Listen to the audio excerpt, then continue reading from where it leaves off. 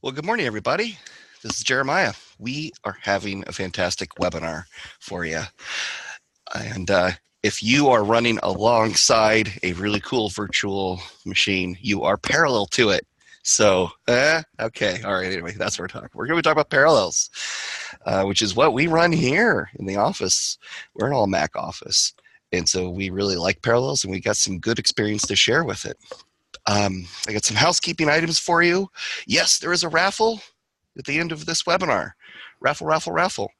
So of the attendees here, we're going to get you all entered into the raffle and pull from the hat at the end, and you will win a Parallels license and a Windows license, which is what you need to install Parallels. So you're in a good running here. We are also recording this, so after you win, you can share the video with friends and relatives, and so that should be exciting right there. The couple of little housekeeping things with kind of the setup of the webinar. If this is your first time, I like to click that view options at the top so that I can exit the full screen mode. Just to know where that is kind of handy in case you need to get to something on your computer. But otherwise, sit back and watch this, and your Q&A window is actually going to be pretty helpful to you. At the bottom of the screen, see the Q&A button. I recommend just make sure you click it now, get that Q&A window kind of where you like it, because you'll also see any answered questions that other people have asked. So it's just a nice companion while you're watching the webinar, and makes it a little quicker for you to type in a question if you already have it up and ready. So that is all of my housekeeping items. So get yourself strapped in for a pretty exciting one, and I'll get this handed over to Bennett. Thank you, Jared, for that introduction. As he mentioned, we are an all Mac office, and we work with Parallels every day.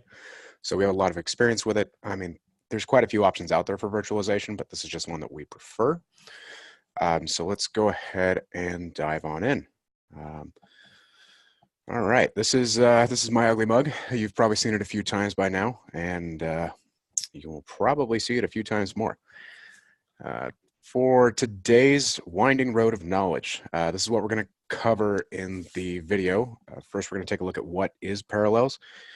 It's a piece of software that you run on your computer, so we'll take a look at what that really entails, how it benefits the user. It is a tool you can use in your everyday workflow to improve your workflow and make your life easier. So we'll kind of dive into that a little bit. And then Parallels versus Boot Camp.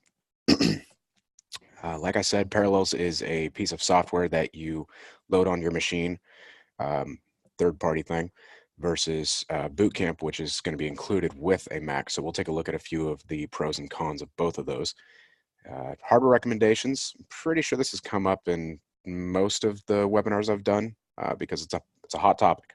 We get asked about it a lot. So we'll take a look at a couple of the recommendations for a machine to run Parallels well. And then we're going to dive into actually standing up a new virtual machine. So we'll actually go through the process of creating a brand new virtual machine and some settings that are recommended there for that system to operate. Lastly, we'll take a look at backing up and transferring your VM to a new host. So there's a couple of different ways you can go about that. We'll cover regular backups, something you should definitely be doing in the event anything goes wrong. You can quickly revert. And then if you ever, migrate to a new computer, like, a couple years down the line, you buy a new Mac, you want to be able to bring your VM with you. So we'll take a look at what's going to be involved in that. All right, so first things first, let's take a look at what is Parallels, what makes up Parallels. Parallels is, like we said, is a piece of software you're going to install that allows you to run a virtual computer inside of another computer. So if you already have a Mac and you find out you need to run a certain application that either doesn't run well under Mac or isn't offered under Mac, only other option used to be to go out and buy a Windows machine. Now you have two computers you have to maintain. This gives you the option to run Windows as part of your existing machine and saves you a little bit of money. Some pieces of software, like we said, may only run under Windows or Mac.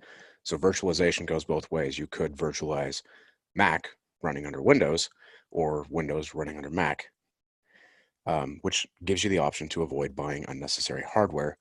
And the really nice thing about virtualization is it allows you to use the operating system you prefer. So while you may need a certain operating system for a specific application, you know, how much of your day that you actually spend working on a computer do you actually spend in that application? So it gives you the option to spend the majority of your time working in the operating system that you prefer.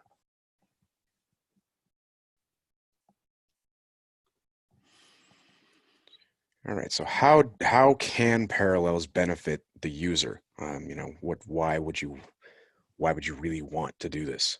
Um, so we keep mentioning applications that only run under a certain operating system. A couple examples of Windows-only applications, ArcGIS. This is going to become a lot more prevalent in the field in the coming years. So it's definitely something you want to keep your eyes on. It's mainly going to be a cloud-based application to connect people, locations, and data with interactive maps. So it's not something you really want to wall yourself off from.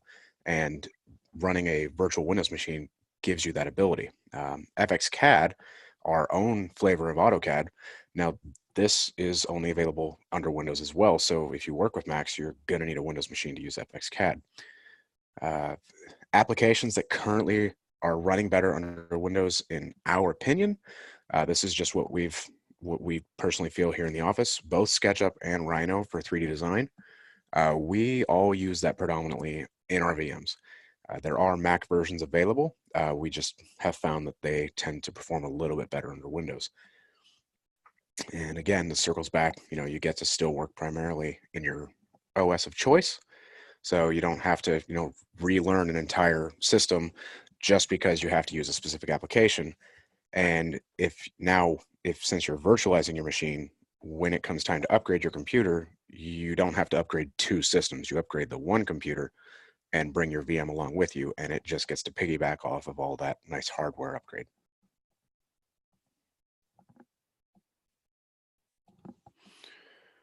Right, so Parallels versus Boot Camp. Like I mentioned on the title slide area, Parallels is the third-party software that you have to, you know, you buy, you install, like any other piece of software. Boot Camp is included with any Mac. You know, it's from Apple. It's a feature that they rolled out, so it allows you to boot or install Windows on your Mac and run them side by side. So let's take a look at a couple of the pros and cons of each. So let's start with Parallels. First, it runs as an application within Mac OS. What this means is you can start, shut down, you know, change settings. You can do anything you want with your VM with your Windows without affecting your host OS. So you can have a video on YouTube going on Mac while you're booting up or shutting down or installing updates on your Windows machine, and it doesn't affect your host OS at all. Your VM is contained. Sorry, I keep saying VM. VM is virtual machine. So VM is contained within a single file, which allows you to save storage space, and it makes it easier to track things down. So normally with a Windows installation, you know, you're going to have all these folders and files, and using Parallels keeps all that contained within one single file. So it's really easy to keep track of from the Mac side. One of the downsides is it is an additional purchase. It's third-party software, so you know you do have to spend a little bit of money to use it, but thankfully it's not very expensive. I think it's less than $100. For Boot Camp, excuse me. For Boot Camp, it runs as its own computer, so it's essentially like having a completely separate machine that's contained within your Mac. It requires you to shut down your Mac and reboot to boot into the other OS.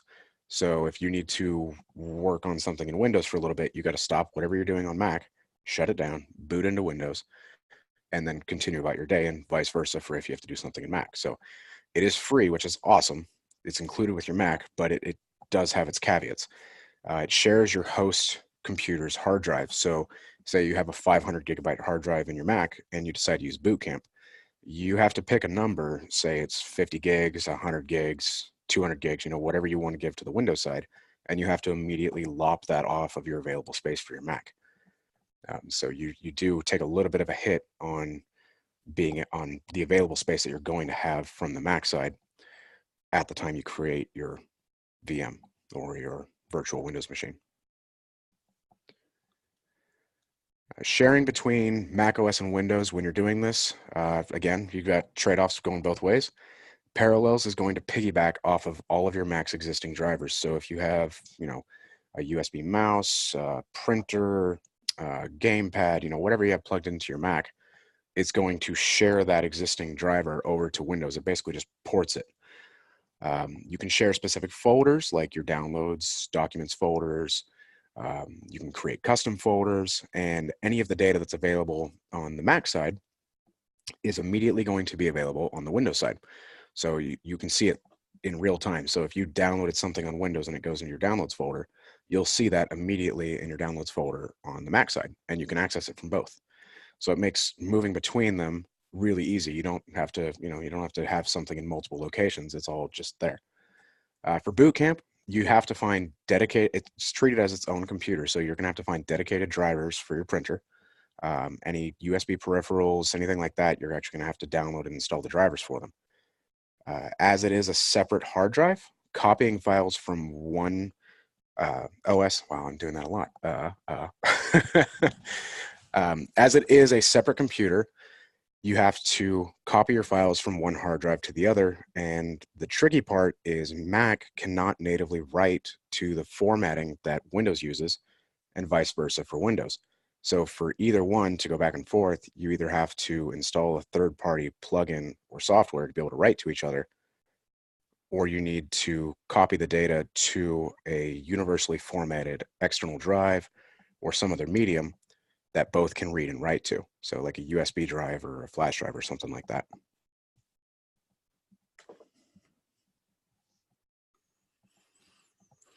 All right, circling back to hardware recommendations. Yep, it's coming up again. It's a trend. It's a really popular topic, and it's important to know what you need to be able to run these things well before you get into them, because it's a lot easier to be prepared ahead of time than to backtrack and be like, oh, well, okay, I need to buy a different one. So the first things, you want to start with a solid foundation. Powerful Mac, MacBook Pro, iMac or an iMac Pro. You have the Mac Pro, I think, was the little trash can looking guy. I think that's still pending an update though. And the new 2019 and up Mac Mini. And I say specifically the 2019 and up because it was just released this year. It has a lot of Thunderbolt 3 ports. And I think you can get it with a 6-core processor and 10 gigabit Ethernet. So it actually opens up a lot for a very small form factor, powerful workhorse. You're gonna want it with a quad core and up.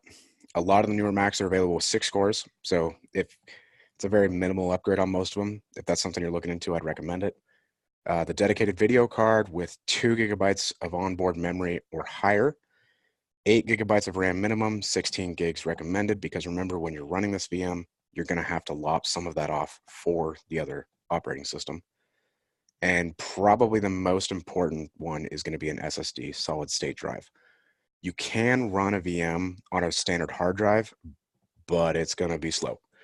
Be prepared to wait quite a bit. USB 3.0 SSDs are going to be much faster than an internal spinning hard drive or an SD card.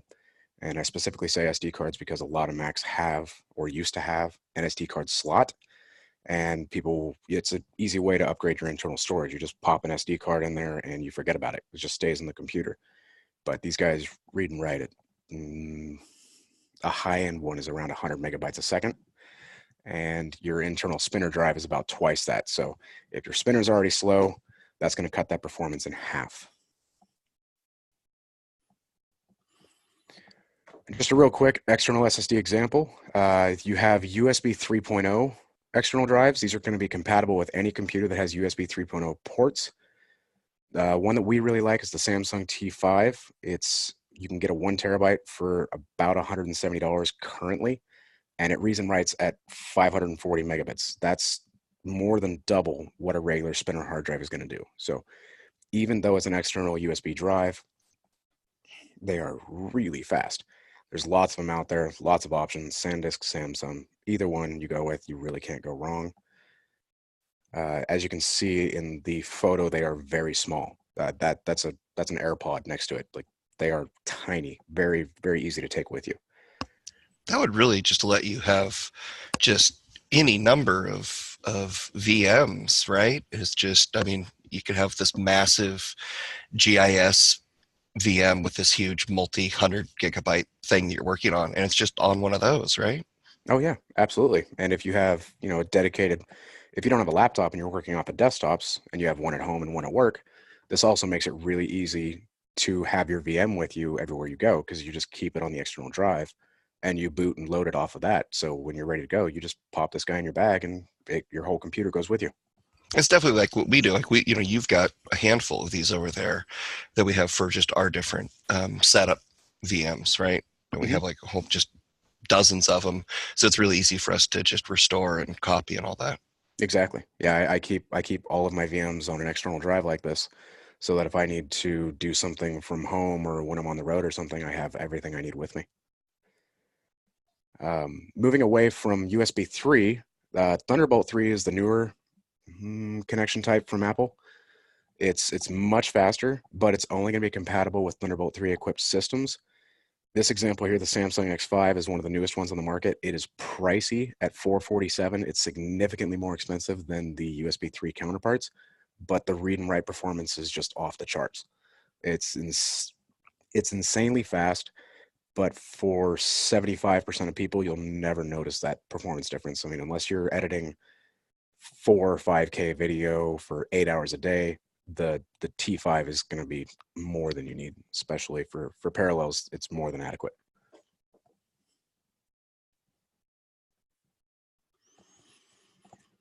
Okay, so a couple of things you're going to need to actually stand up a virtual machine. You're going to need, obviously, your Mac, your host computer. Now, it doesn't have to be a Mac. It can be a Linux box or whatever, but we won't get into that. You will need a copy of Parallels Desktop, and you're going to need a Windows OS download. This is available on the web. I'll show you where you can grab one from Microsoft's website, and of course, you're going to need a license for that. Okay, so from here, we are actually going to go through the process of standing up a new virtual machine. So we're going to start from scratch, go through a couple of settings, important settings that you should take a look at, and actually boot into Windows and then take a look at a couple of configuration options.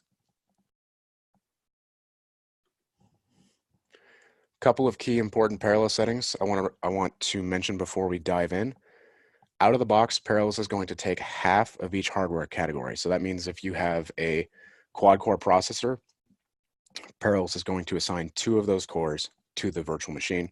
And if you have 8 gigs of memory, it's going to assign 4 of that to the virtual machine. And what this means is anytime your VM is turned on and running, that amount of assignment, that's the wrong word for it, but that's what I'm going to go with. That amount of assignment is going to be unavailable to your Mac, and it's going to be handed off to your Windows box. Mouse and keyboard. This is a setting we actually stumbled across not too long ago. It was a popular issue, but essentially, anytime you would drag your mouse down over your start bar or your taskbar, if you had applications docked down there, it would just start opening them up. You didn't click anything. You didn't do nothing. You just dragged your mouse across it and decided to open 15 windows. There's something about the way Parallels tries to optimize the mouse for games that you don't want. Basically, we're just going to set that to do not optimize for games, and that problem is gone. So SmartGuard is like Windows, what is it? It's like Windows backups, Windows Recovery System Restore. It basically takes automatic snapshots of your virtual machine. This is all done by Parallels. So it's a setting we'll go over so you can see how to configure it. All right, so let's go ahead and take a look here. So on the right here, the easiest way to find a Windows 10 ISO, I just go to Google and search Windows 10 ISO. Now, ISO is an image format. It's basically a container that has all the files you need. So you just Google that and make sure you're going to Microsoft's website. I mean, you're going to find all kinds of other websites for it, but at least from Microsoft, it's going to be valid, and you're not going to have to worry about, getting some rogue malware or something or accidentally downloading some bloatware with it. So they host this for free so that you can re-download your installation media when you own a license. So you'll see once we start the install, it's going to prompt us for a license. And just choose your language, confirm. Hurry up and wait. There we go. Okay, so this is another important part. You have 64-bit and 32-bit. 32-bit is pretty much dead at this point. Here at LandFX, it doesn't even support 32-bit. So if you do accidentally install a 32-bit copy of Windows, you get through the setup, you get everything ready to go, and then you go to install FXCAD and LandFX, it's going to bomb out and say, sorry, this version of Windows isn't supported, and you're going to have to start back over from scratch. So make sure that you download the 64-bit edition of Windows. Now, I have already downloaded this ahead of time. It's not overly large, but depending on your internet connection speeds, it may take anywhere from a couple minutes to 20, 30 minutes. It varies. Here on the left, you can see this is the Parallels Control Center. I already have a VM set up, and that's because the actual Windows installation takes about 10 minutes, and I figured it's going to be easier when we're at that point to just cut over to a VM that's ready rather than sit here and wait with dead air for 10 minutes. So the first time you launch Parallels, you're going to be greeted by the installation assistant dialog. This is where you're going to pick what you want to install. You can, if you have an existing Windows machine, you can transfer that existing installation to a virtual machine. But as we're talking about standing up a new one, we're going to want to do install from an image file. And go ahead and hit continue. And you can see here, it automatically found the ISO I downloaded. It's going to check, like it says down here, it's going to check your desktop and downloads folders. And I think it also checks your documents. If it doesn't find it automatically, you can hit choose manually and it'll let you browse to it. Now here's where you'll normally enter your Windows license key. You can buy this anywhere on the net, Amazon, Newegg, directly from Microsoft. But since this video is going on the internet, I don't think I'm going to add my Windows key. Good plan. But that is what we will be raffling off, right? We will. We will be raffling off a key for Parallels itself and a Windows license key. So stay tuned for that at the end. All right. So for this section, it basically sets up some predetermined settings that's going to try to get it out of the box, ready to rock and roll in your environment. Since we're doing CAD, we're going to go ahead and do design here.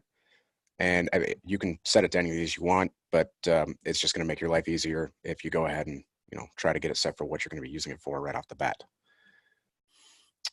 For the sake of the video, I'm just going to, well, actually, Windows 10 works. I'm going to leave it with that. Create an alias on the Mac desktop. That's basically going to create a shortcut on your desktop to be able to launch your VM. I myself prefer a uncluttered desktop, so I'm going to leave this unchecked. And you can still find your VM through the Parallels Control Center or through your taskbar I'll show you here. We do want to make sure we check the customized settings before installation, because this is going to let us do all those settings we talked about and change your hardware allocations. That's the word I was looking for.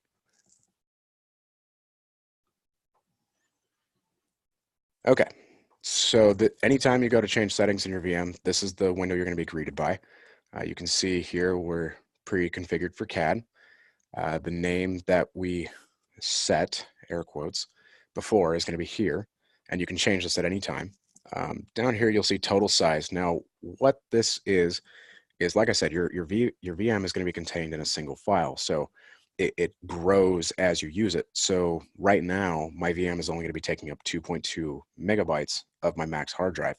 As I install software, etc., that's going to grow automatically and slowly consume more of my Mac's hard drive.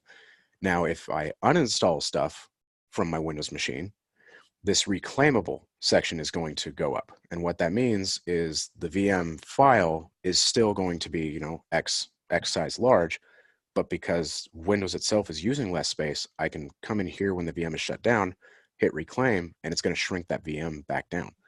So you can govern the space it takes pretty easily through your configuration page here. Diving into options, the first thing you're going to be greeted by is startup and shutdown. Now, this lets you customize what happens when you either exit your VM by clicking the little X, or you start Parallels. So this is something you want to play around with depending on how you like your VM to run. I prefer to have mine set to not start automatically because you can get in a loop here with on Windows close. If this guy gets, oh no, sorry, on VM shutdown. If you have VM shutdown set to quit Parallels Desktop and you have set start automatically to when Parallels starts, basically anytime you go to your Launchpad and start Parallels, it's going to turn that VM on. And then if you shut that VM down, it shuts Parallels down. So you get stuck in a loop. It just keeps on repeating. And if you need to change settings on your VM, the VM has to be turned off, but Parallels has to be on. So it's a little catch-22. On VM shutdown, I just like to have it closed window. Basically, the VM is going to show up like a window like this guy. So when I shut the VM down, the window just goes away. Startup view. So there's a couple of different views you can look at. We'll go through them once the VM is up and running.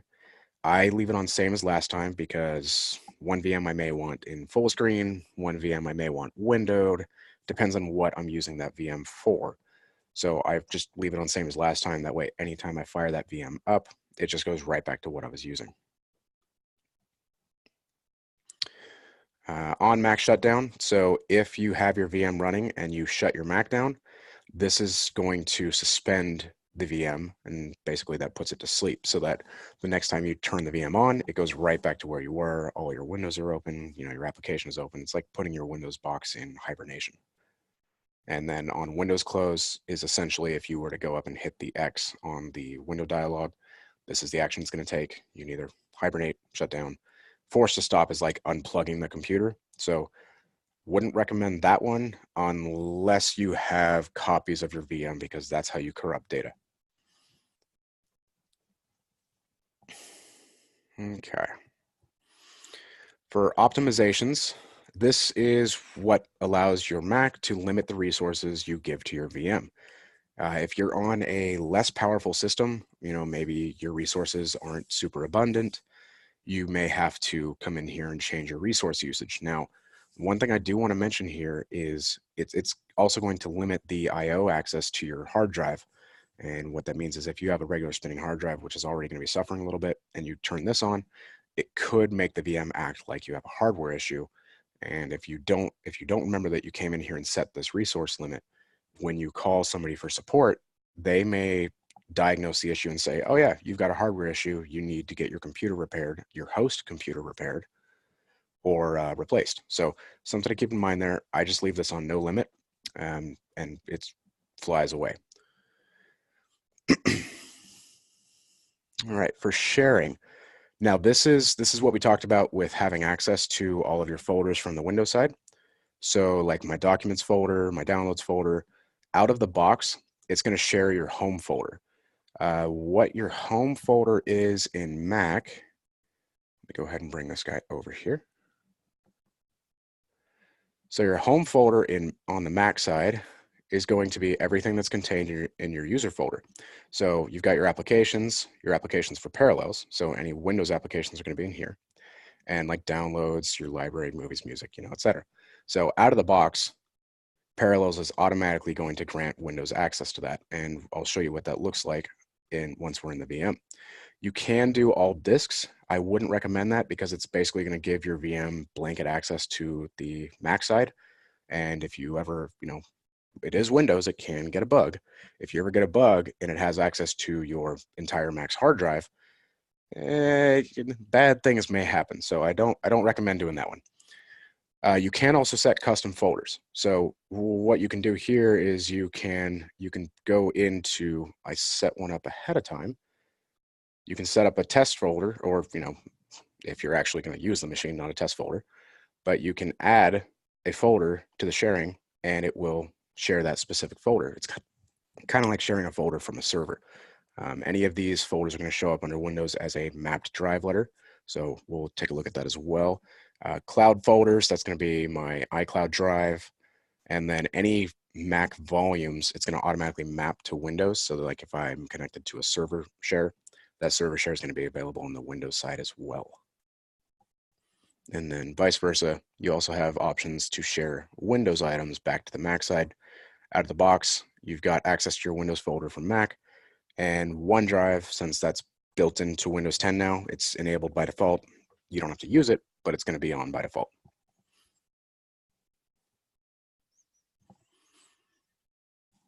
Okay. We're going to go ahead and go down here to maintenance now. Now, since you are running a second operating system within your main computer, Windows updates can slow down your main machine. Not to mention if you're in the middle of working, everyone knows how fun it is to be, in the middle of a project and all of a sudden Windows is like, I'm restarting for updates. So maintenance allows you to lock that down so that it can only do updates in the time you specify. Now, a key thing to note here is if you, by chance, set this to weekends at 12 a.m. and you happen to have your computer off during that time, your virtual machine is never going to update.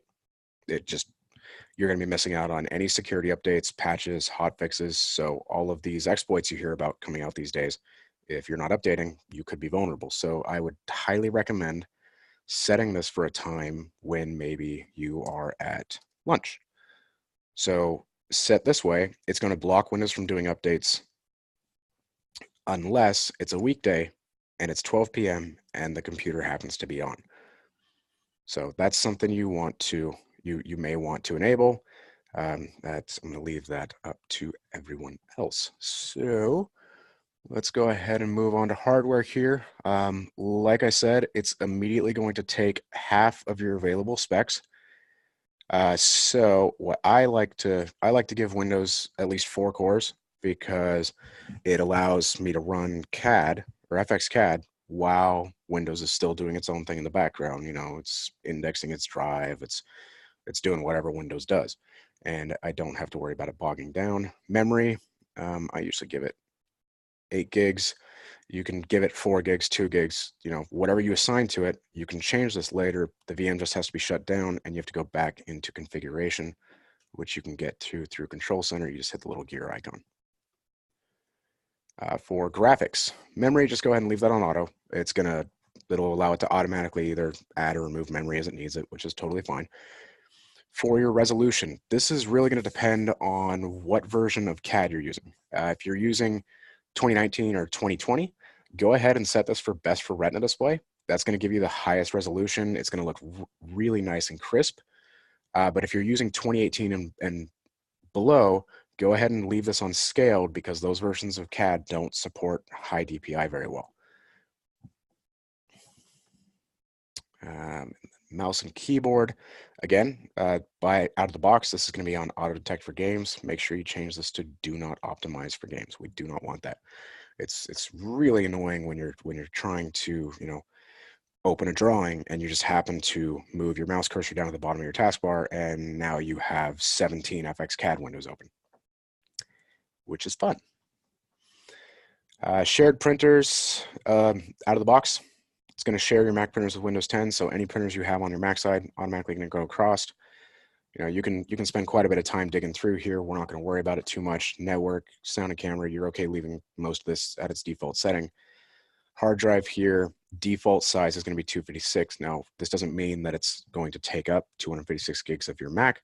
It just means your Windows machine can grow to be 256 gigabytes at max. So if you think your Windows machine might use more than that, you can make adjustments under properties here. But the 256 gigs should be more than enough for 90% of users because your drawings and everything are going to be stored usually on the Mac side.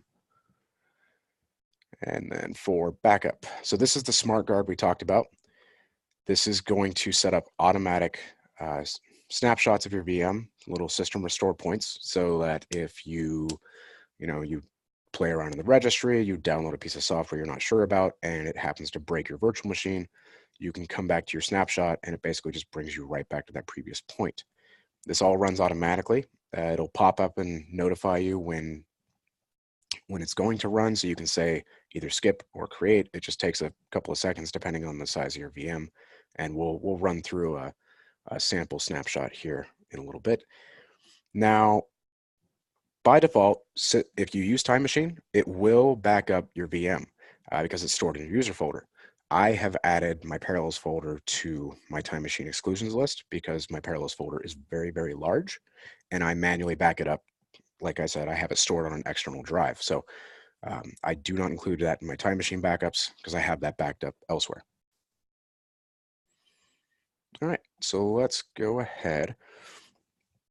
Once you're done making your changes, you'll just close that dialog, and then you'll see here, these are the settings you've got set. Hit continue, and now it's essentially going to start a Windows 10 installation.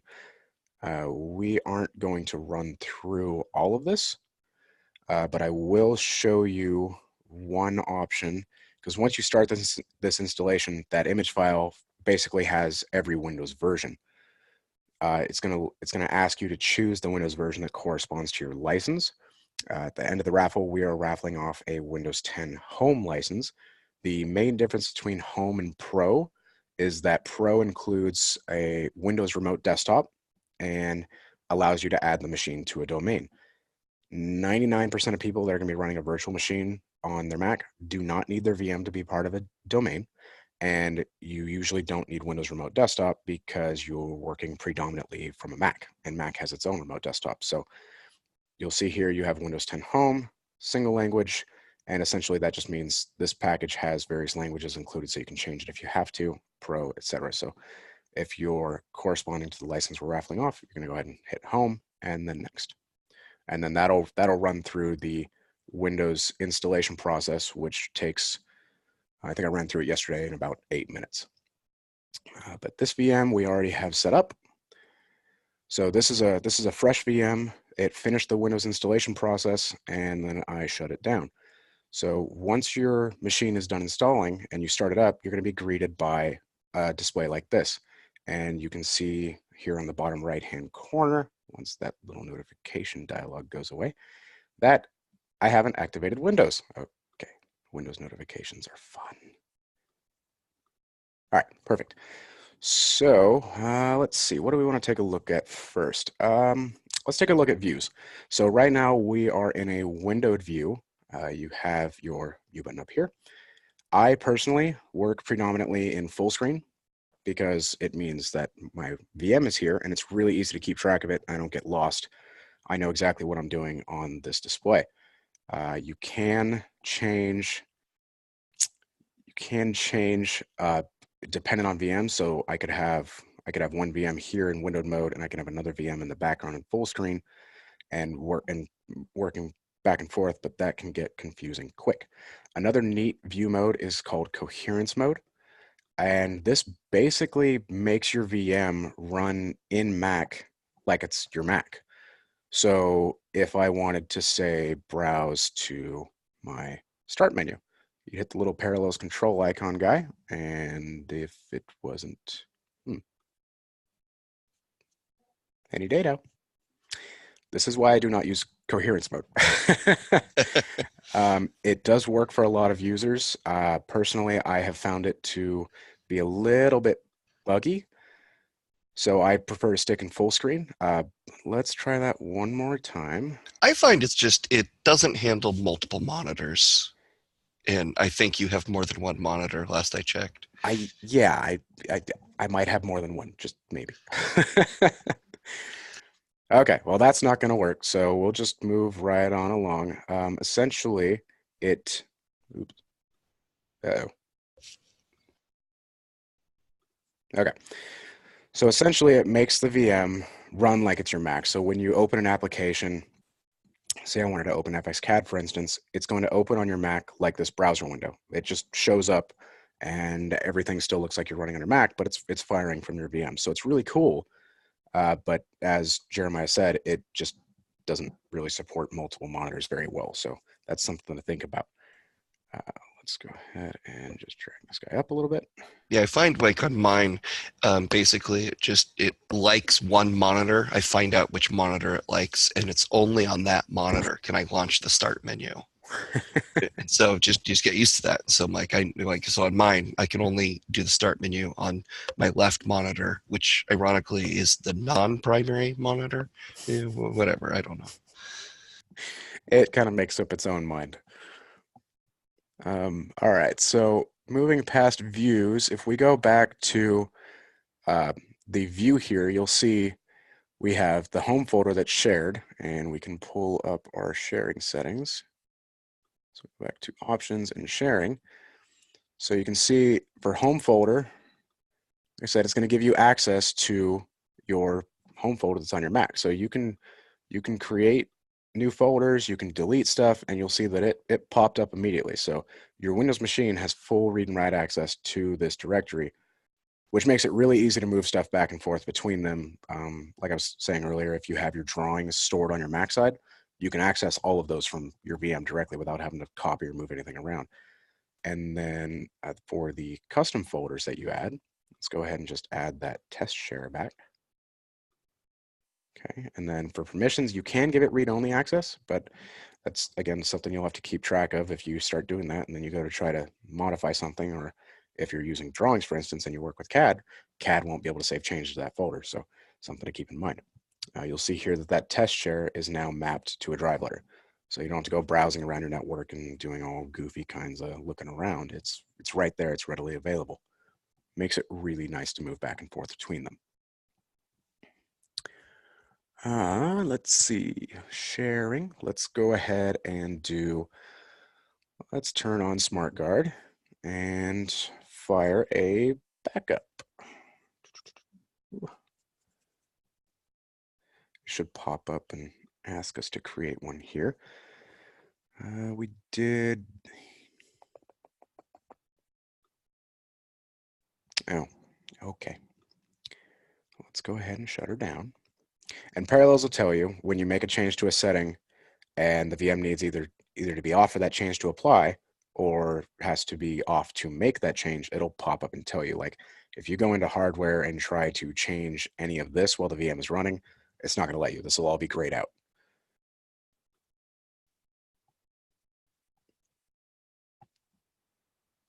So like right here, I'll say, you got to shut down the VM first, which makes sense. I mean, I'm not too sure, but I'm pretty sure if you had a Windows box open and you just popped out one of the memory sticks, it may not stay running. Okay, so we'll let Windows boot back up. Go back to backup.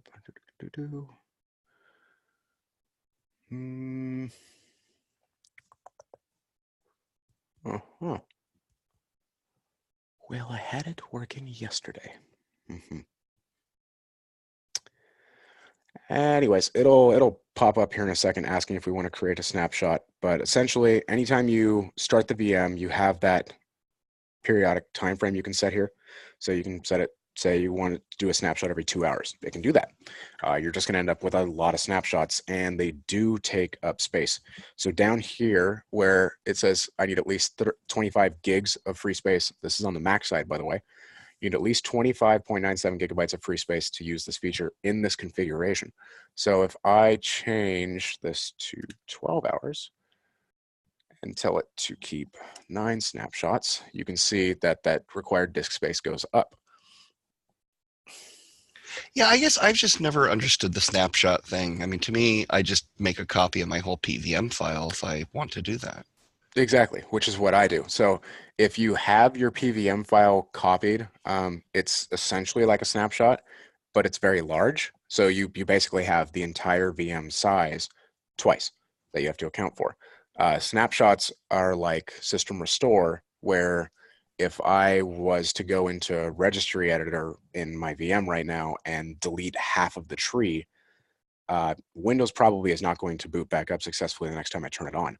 Now, if I have a snapshot from 5 minutes before that, I can load into the snapshots and just pick the time frame I want it to load back to. And it's just like it wipes it back to that point. So anything I changed after that time is a moot point. Yeah, it seems like, yeah, I would almost say I think there's really only two really strong usage cases for snapshots. Like you could take an automatic snapshot, say every week or so, and only keep one snapshot. So that way you have a pretty cool little built-in restore point automatically. And then the other is taking a lot of snapshots manually as you're just trying to troubleshoot, like a troublesome install or something. So you just keep snapshotting, install something else, snapshot the next, and so you can roll back a little easier. And then when you're done, of course, then delete all those snapshots. That'd be my 2 cents worth on them. Yeah, let's go ahead and take a quick one here so you can see what it looks like. So yeah, we're just going to go ahead and leave it snapshot 1. That's fine. And you'll see here it kind of grays out your VM, means you can't do anything. Now this one went really fast because obviously this VM is very small. I believe it's, let's see, go into parallels, properties. It's kind of funny. It's reading its own size right now. It's only 12.2 gigabytes, which is super small for a Windows installation. So that snapshot went really quick. And then to restore to it, go ahead and manage snapshots here. And we get this nice little dialog here. So this is the snapshot we just took, and this is our current state. So if I went in and nuked my registry, I would just load up the snapshot and hit go to, and it's going to revert me back to this state. Now, over time, you're obviously going to have a lot of these, and your VM is going to grow in size substantially. I think my main VM was up to 450 gigabytes, and it was doing snapshots. And when I needed to copy it to a remote location, I went in and purged most of the snapshots and got it down to like 212 gigs. So that's something to keep in mind. Snapshots will take up space depending on how frequently you have them going. And then to delete them, you just select the snapshot you want, hit delete, and it's going to go bye-bye. All right.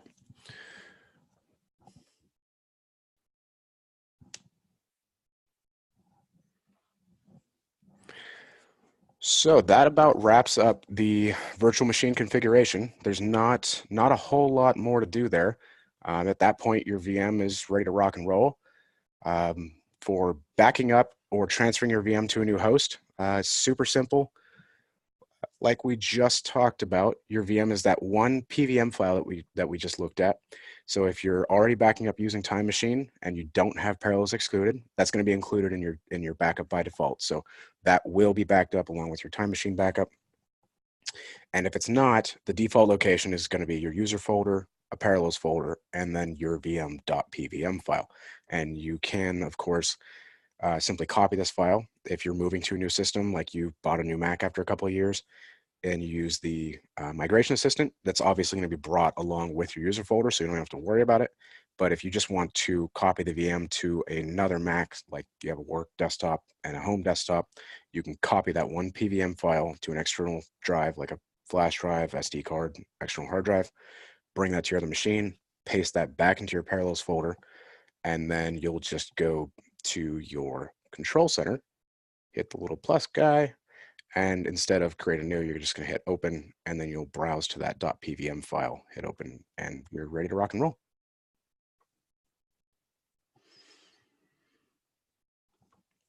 So one of the key things to think about from this webinar is, you do work in one OS, but there are applications that are only going to work in one or the other. So why limit yourself to one when you can benefit from both of them?